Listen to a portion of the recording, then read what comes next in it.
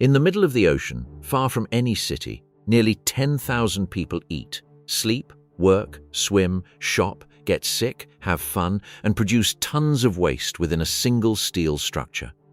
The icon of the seas looks like a cruise ship, but it functions as a self-contained city floating on the water.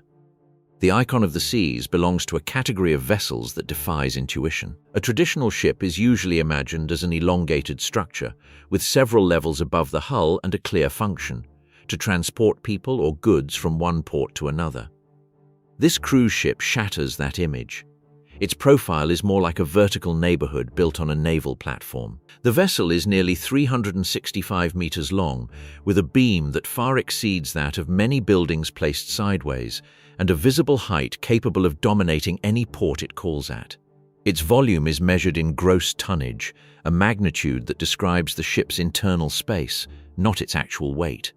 The icon of the seas is around 250,800 GT, a figure that helps to understand its scale. In practical terms, this means that inside the hull there is space for cabins, restaurants, theaters, storage areas, kitchens, technical rooms, medical centers, laundries, workshops, tanks, ducts, elevators, and entire areas that passengers never see. Life on board is divided into neighborhoods. This word is not chosen at random. In a typical city, people distinguish between residential areas, commercial districts, parks, leisure centers, and workspaces. Something similar occurs on this cruise ship, albeit compressed and vertically organized. There are family areas, pool areas, dining sections, entertainment venues, outdoor decks, indoor gardens, and shopping corridors. Passengers perceive this organization as convenient. Engineers understand it as a means of controlling human flow. Moving thousands of people on a ship requires more than just stairs and elevators.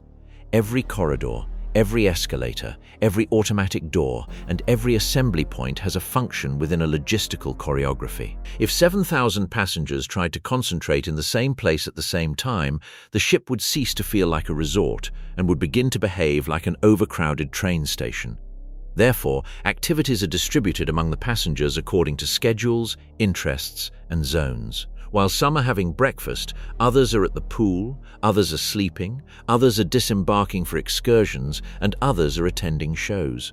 The crew functions as a second circulatory system. Their movements are less visible, but much more constant. Cooks, technicians, waiters, cleaners, officers, artists, doctors, electricians, mechanics, and security personnel move along internal routes separate from the tourist areas. On the lower levels, there is a kind of service avenue that runs lengthwise through the ship. On many large cruise ships, these corridors are nicknamed internal highways because they are used by electric carts, supplies, maintenance equipment, laundry, sorted waste, and staff coming and going from shifts. The separation between the visible and invisible worlds is key to the system.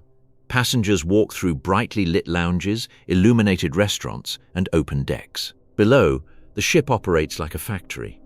That factory can never completely shut down. Even at night, when tourist activity slows, cleaning, maintenance, food restocking, textile washing, and technical inspections intensify. The city sleeps in shifts, but the machine remains awake. In a city on land, a power outage can affect one neighborhood and receive backup from another. On a ship, the failure occurs within a closed system. The icon of the seas must carry its own redundancies. This explains the obsession with duplicating critical equipment, dividing compartments, installing sensors, and training the crew for emergencies. A population of nearly 10,000 people at sea requires more than luxury. It requires industrial discipline. The paradox of the icon of the seas is that the more perfect the leisure experience seems, the more complex the work that sustains it. The passenger sees a swimming pool. Engineering sees tons of water at height, filtration, chlorination, heating, pumping, vibration, evaporation, security, drainage, and energy consumption. The passenger sees a buffet. Logistics sees the cold chain, inventory, storage, preparation, waste management, health control, vertical transport, and waste prevention. Every everyday element is the visible tip of a hidden system. The lives of 10,000 people adrift at sea begin in the engine room.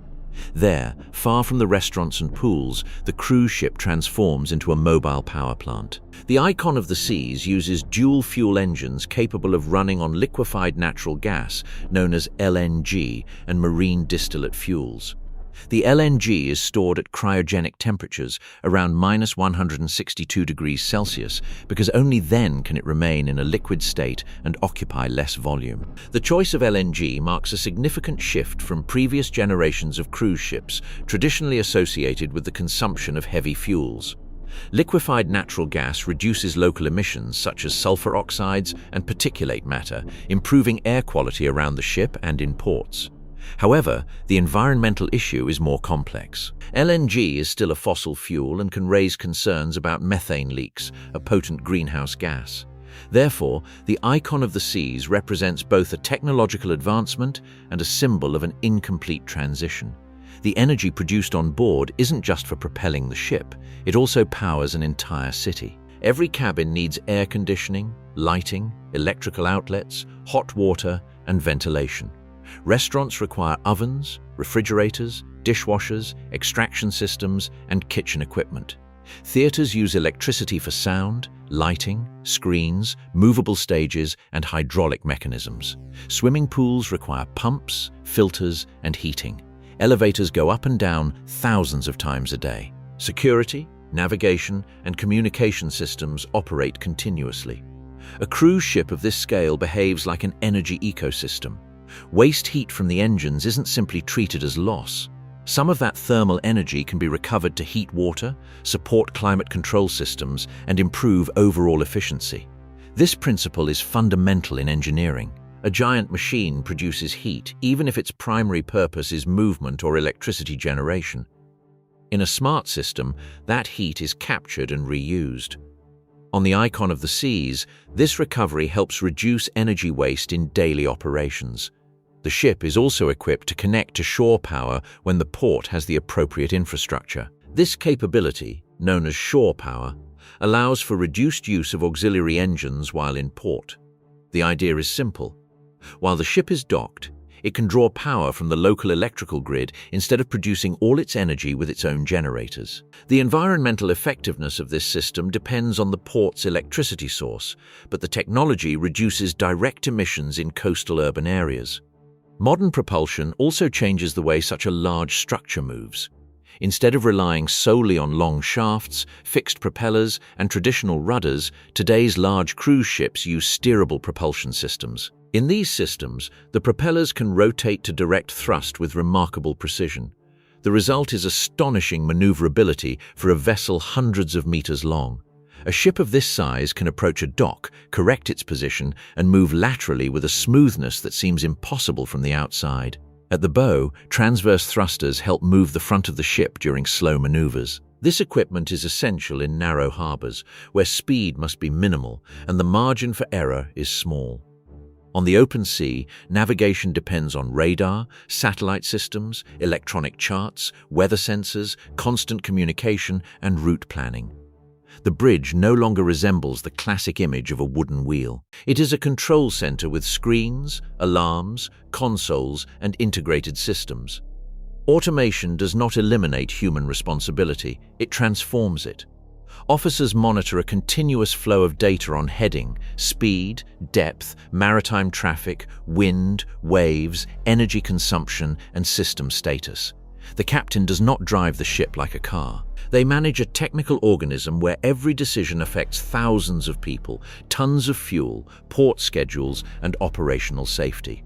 The most obvious physical mystery appears when looking at the ship's profile. A 20-deck structure packed with swimming pools, gardens, slides, and thousands of people seems too tall to float stably. The answer lies in the distribution of mass and the ship's architecture. The heaviest elements are located in the lower sections: engines, tanks, generators, technical plants, reserves, machinery, and auxiliary systems. This concentration of weight in the lower sections helps keep the center of gravity within safe limits. Furthermore, the hull has a shape designed to displace water in a stable manner. A ship floats because it pushes down on a mass of water whose weight equals that of the vessel. Stability depends on how this buoyant force is distributed when the ship heels. If the design maintains a proper relationship between the center of gravity, center of buoyancy, and metacenter, the ship tends to right itself. Physics makes possible what the eye doubts. Roll is controlled with stabilization systems. Retractable fins under the hull change their angle to generate hydrodynamic forces opposite to the movement of the waves. Ballast tanks and control systems help balance weights and correct for changing conditions. The ocean never disappears. The ship simply uses engineering to tame some of its motion. Amidst this complexity, the passenger usually notices only one detail. The glass on the table barely moves. This apparent calm is a victory of the invisible machinery. Royal Caribbean states that its ships generate much of the fresh water on board through desalination. On the Icon of the Seas, it has been reported that approximately 93% of the fresh water is produced on board using reverse osmosis and desalination plants.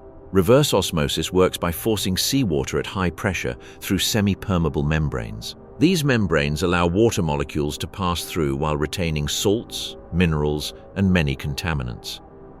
The process sounds simple when described, but it demands energy, maintenance, and constant monitoring. Membranes can become dirty, pressure must be kept within precise ranges, and the final quality must be analyzed. Desalinated water is often remineralized to improve its taste and meet sanitary standards. It then enters an internal distribution network that supplies kitchens, sinks, showers, laundries, bars, restaurants, jacuzzis, swimming pools, and technical systems. The scale of consumption is staggering. Thousands of people shower, use toilets, wash their hands, order drinks, eat in restaurants, use swimming pools, and generate laundry every day. Add to that the ongoing cleaning requirements. On a cruise ship, hygiene is a critical operational issue because a gastrointestinal or respiratory outbreak can spread rapidly in a confined environment. Clean water sustains comfort, but also public health. Wastewater follows a different path. Large modern cruise ships employ advanced wastewater treatment systems. These systems treat water through stages that may include filtration, biological processes, solid separation, ultraviolet disinfection, and quality controls. The goal is to treat the water beyond regulatory standards before any permitted discharge or further handling. On a vessel carrying thousands of people, every drop used must have a controlled destination. Air conditioning condensation can also be used for water conservation. In hot, humid climates, air conditioning systems extract moisture from the interior air. This condensate, properly managed, can be used in non-potable processes, such as laundry. The logic is the same that governs the entire ship. Any resource that can be recovered reduces pressure on the main system. The swimming pools add another layer of complexity. The Icon of the Seas has 7 pools and a large-scale water park. On land, a pool rests on stable ground. At sea, the water in a pool is a moving mass located at a certain height. This mass must be filtered, heated, have its chemical quality controlled, and behave safely while the ship is moving. Engineers must consider dynamic loads, drainage, overflows, reinforced structures, and user safety. The paradox of water on the Icon of the Seas is that the ship offers it as a spectacle but manages it as a strategic resource. The pools, jacuzzis, and water slides demonstrate abundance. The lower decks demonstrate discipline. The same molecule that appears as a luxury in a suspended swimming pool may have previously passed through membranes, pumps, sensors, and hidden pipes. This water autonomy explains how a city can move far from land without depending on a tanker following it. The ship carries reserves, but its daily survival depends on converting the ocean into usable water. That transformation happens without drama, continuously, with the muffled hum of pumps and machinery that passengers rarely hear. In a land-based city, water arrives through aqueducts. On the Icon of the Seas, the aqueduct is the ocean itself, and the water treatment plant travels inside the hull. Food service is one of the hardest operations to conceal. On a large cruise ship, the food must appear plentiful, varied, and readily available. Behind that appearance lies a logistical operation similar to that of an airport, a massive hotel, and a distribution center all functioning simultaneously. Before setting sail, the ship is loaded with tons of food. Meats, fish, fruits, vegetables, flowers, dairy products, beverages, coffee, eggs, condiments, frozen goods, breads, desserts, and special supplies enter the system through supply docks. Every box must be registered, stored, and placed under precise conditions. The cold chain cannot be broken. Dry goods must be protected from moisture. Fresh food must be rotated to prevent spoilage. Menus must be coordinated with the voyage's duration, the number of passengers, the route, and their eating habits. On a week-long voyage, consumption can reach enormous figures. Thousands of breakfasts, lunches, dinners, afternoon snacks, coffees, beverages, and snacks are produced every day. The diversity only adds to the complexity. It's not a homogeneous population being fed. There are passengers of all ages, diets, cultures, and preferences. There are children's menus, vegetarian options, gluten-free dishes, fast food, specialty restaurants, buffets, formal dinners, and cabin service. The main kitchens operate like industrial plants. In them, food preparation is handled by specialized teams. One team chops vegetables, another prepares sauces, another monitors ovens, another plates dishes, another works with desserts, another manages chilled foods. Food safety demands precise temperatures, clean surfaces, separation of raw and cooked products, allergen control, and continuous record-keeping. The romanticism of gastronomy rests on an almost military discipline. Internal transportation is just as important as the kitchen. Restaurants are spread across different decks, but much of the production is coordinated from service areas. Internal elevators, service corridors, and assembly zones ensure food arrives on time. A hot dish must arrive hot. Ice cream must remain frozen. A buffet tray must be replenished before it runs dry, but without producing excessive quantities that end up as waste. Food waste is one of the biggest challenges on any cruise ship. Visual abundance sells a sense of luxury, but every uneaten item becomes a cost, waste, and an environmental problem. Royal Caribbean has developed initiatives to reduce this waste through monitoring systems, demand analysis, and artificial intelligence. The idea is to produce better, not simply produce more. If data shows that certain dishes are consumed less at specific times or on particular routes, the kitchen adjusts quantities.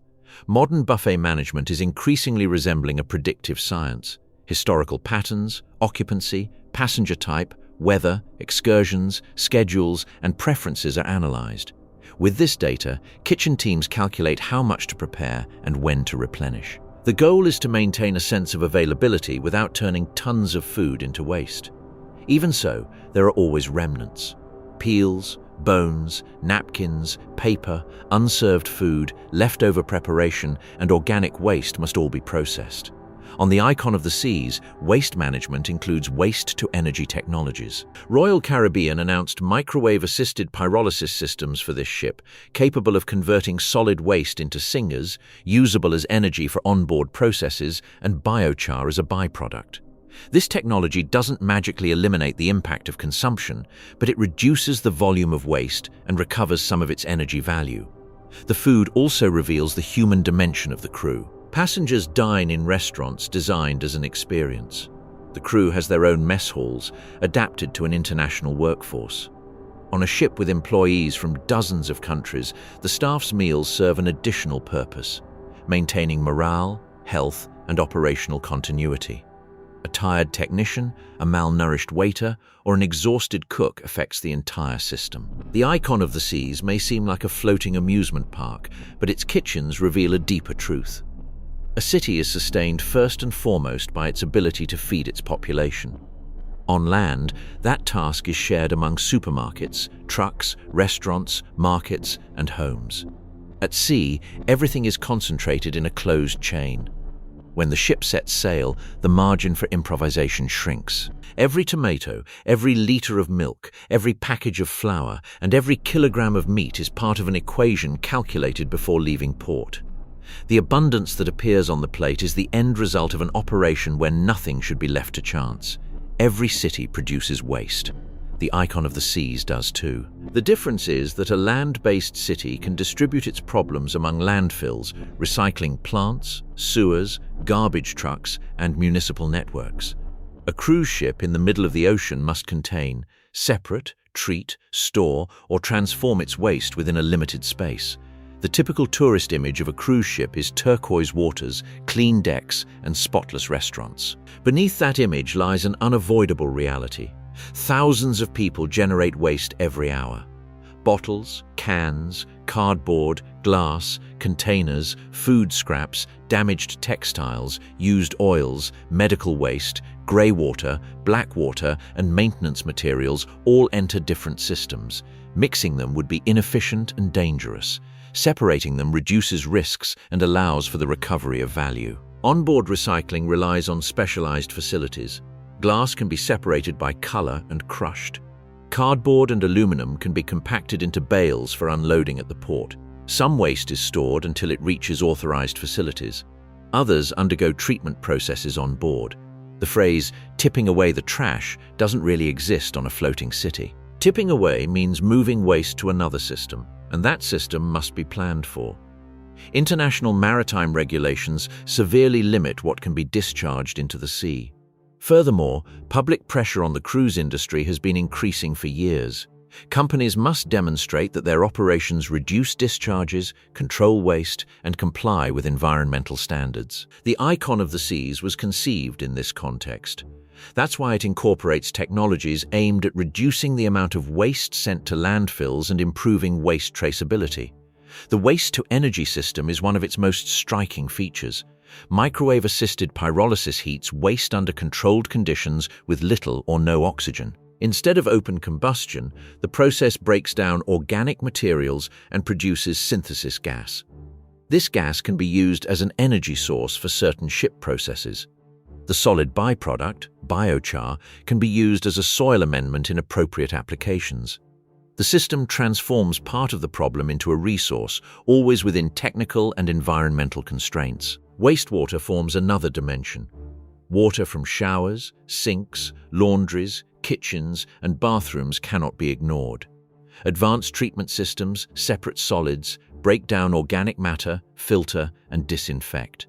The goal is for the treated water to meet stringent standards before any further handling. This technology is essential because the ship operates in sensitive ecosystems near coastlines, islands, and reefs where pollution would have visible effects. Cleaning the ship also creates a constant demand for products, water, and personnel. In a closed structure with thousands of people, hygiene plays a role similar to that of a sanitary infrastructure. Handrails, public restrooms, elevators, tables, swimming pools, cabins, and kitchens require ongoing routines. Controlling gastrointestinal illnesses, respiratory viruses, and cross-contamination depends on procedures repeated thousands of times. Trash reveals the less glamorous side of life at sea. Every luxury generates a material consequence. A cocktail leaves behind glass, melted ice, used fruit, napkins, and dishwater. A dinner party generates organic waste, dishes to wash, grease, packaging, and energy consumption. A show produces costumes, maintenance, electricity, cleaning, and replacements. Nothing disappears. Everything circulates. The efficiency of the Icon of the Seas lies in concealing this circulation without denying it. Passengers see a polished surface. The crew sees flows, waste going down, food going up, laundry coming in, clean laundry going out, water being treated, heat being recovered, materials being compacted. The floating city seems light because a heavy infrastructure works beneath it. The environmental mystery of the Icon of the Seas lies in this tension. It is an engineering marvel and, at the same time, a symbol of extreme consumption. It may incorporate cleaner technologies than its predecessors, but it still moves a gigantic mass to sustain leisure at sea. This contradiction is what makes it fascinating. Around 2,350 people work on board to make the ship function as a hotel, theatre, restaurant, technical plant, shopping centre, hospital, water park, and transportation system. Without this workforce, the Icon of the Seas would be an immense, immobile structure. The crew lives in a parallel city. Their cabins, dining rooms, rest areas, offices, laundries, gyms, and common rooms are separate from the passenger areas. This separation allows for efficiency, privacy, and operational control. It doesn't solely reflect social hierarchy. It addresses the need to move personnel, supplies, and waste without congesting tourist areas. Shifts organize life. A cruise ship never closes. While some passengers sleep, others walk around, others eat late, others attend a show, and still others return from excursions. There are always bathrooms to clean, elevators to check, food to prepare, machines to monitor, cameras to keep an eye on, and alarms ready to go off. The crew works in 24-hour shifts. The diversity of nationalities creates a global microcosm. On the same ship, workers from dozens of countries can coexist with different languages, religions, foods, and customs. English serves as a common tool, but daily life depends on shared rules, training, and clear hierarchies. In a confined space, coexistence is not a detail, it's social infrastructure. Safety is a constant obligation. Crew members receive regular training in fire safety, evacuations, medical emergencies, overwater rescue, spill containment, watertight door closures, and passenger assistance. A ship with thousands of tourists cannot improvise in the face of an incident. Every worker has an assigned role. In a real emergency, the waiter ceases to be a waiter and becomes part of a response system. The ship's security center operates as its internal brain. From there, cameras, fire sensors, alarms, doors, compartments, restricted access points, and unusual situations are monitored. Surveillance is not solely aimed at preventing crime. It seeks to detect smoke, overcrowding, technical failures, disoriented passengers, unauthorized access, and any anomaly that could develop within a closed structure. Onboard medicine is also part of the secret city. A ship of this scale needs a medical center, medical personnel, basic diagnostic equipment, medications, isolation protocols, and coordination with authorities on land. Dizziness, fractures, infections, allergic reactions, heart problems, or accidents in pools and on stairs can occur on board. In serious cases, the ship must coordinate medical evacuation, a change of route, or assistance at the nearest port. The crew also faces a unique psychological challenge, living where they work. On land, the workday ends and the person leaves the workplace. On a cruise ship, the workplace is also home, dining room, gym, bar, hallway, and the horizon. The routine can last for months. That's why exclusive crew areas play a critical role. Dedicated dining rooms, rest areas, entertainment, communication with family, and private spaces help sustain human productivity. On modern ships, crew cabins have improved compared to previous generations. Designs aim to make the most of every square meter, offer some privacy, and reduce the feeling of confinement. Even so, life remains close together. The crew shares spaces, schedules, and strict rules. The secret city exists so that the tourist city appears carefree. Every visible gesture has a human chain behind it. A made bed involves laundry, housekeeping, textile logistics, storage, and supervision. An open restaurant involves purchasing, cooking, cleaning, tableware, maintenance, food safety, and service. A show involves technicians, performers, costumes, sound, lighting, rehearsals, cleaning, and coordinating with dinner schedules. The ship doesn't serve itself. It appears self-sufficient because thousands of hands keep it running. The icon of the seas doesn't just transport people, it shapes behavior. Its architecture is designed to encourage passengers to move, consume, discover spaces, and remain within a continuous experience. The cruise economy depends on the ticket price, but also on everything that happens after boarding. The ship boasts more than 20 dining options: bars, shops, entertainment venues, a casino, a spa, excursions, family experiences, exclusive areas, and luxury accommodations. Each element serves an economic function. The ship sells relaxation, but it also sells access, upgrades, specialty experiences, beverages, souvenirs, treatments, gaming, comfort, and exclusivity. The layout of spaces guides the flow of people. High traffic areas can be located near shops, bars, or other dining options. Specialty restaurants offer distinct experiences. Beverage packages transform consumption into an advance fare. Shore excursions extend the business beyond the ship's hull. The casino makes nightlife an additional source of revenue. The multi-level family suite, with its extraordinary amenities, represents the symbolic pinnacle of the cruise experience as an aspirational product. The onboard economy leverages a powerful advantage, the feeling of separation from the everyday world. On land, a purchase competes with external obligations.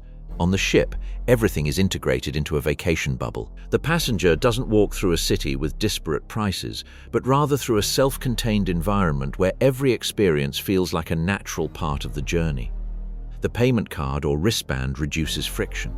Spending becomes almost invisible. Entertainment also serves a logistical function. A massive spectacle is not just art. It's a way to concentrate hundreds or thousands of people for a controlled period. A water park distributes families throughout the day. An adults-only area separates the public. An interior garden offers relaxation without occupying exterior decks. The programming creates an urban rhythm. Without that programming, the floating population could overwhelm key areas. The ship's design inspires awe. The aquadome, with its glass and steel structure, serves as a visual emblem. The suspended pools, water slides, ice rink, theaters, and themed neighborhoods transform engineering into spectacle. People don't just travel on the ship, they travel to be on the ship. That shift is pivotal in the history of modern cruises. The destination is no longer just an island or a port. The destination is the ship itself. This economic model demands a colossal investment. Building a cruise ship of this class can cost billions of dollars. Profitability depends on high occupancy, dynamic pricing, onboard sales, energy efficiency, itinerary rotation, and the ability to transform the ship into a brand in itself. The Icon of the Seas is not just a vessel. It's a global, photogenic, viral product designed to generate conversation. The social mystery arises from the coexistence of extremes. On the upper decks, the ship promises freedom, abundance, and leisure. On the lower levels, it demands discipline, hierarchy, and continuous work. For the passengers, the sea is scenery. For the crew, the sea is a workplace of isolation.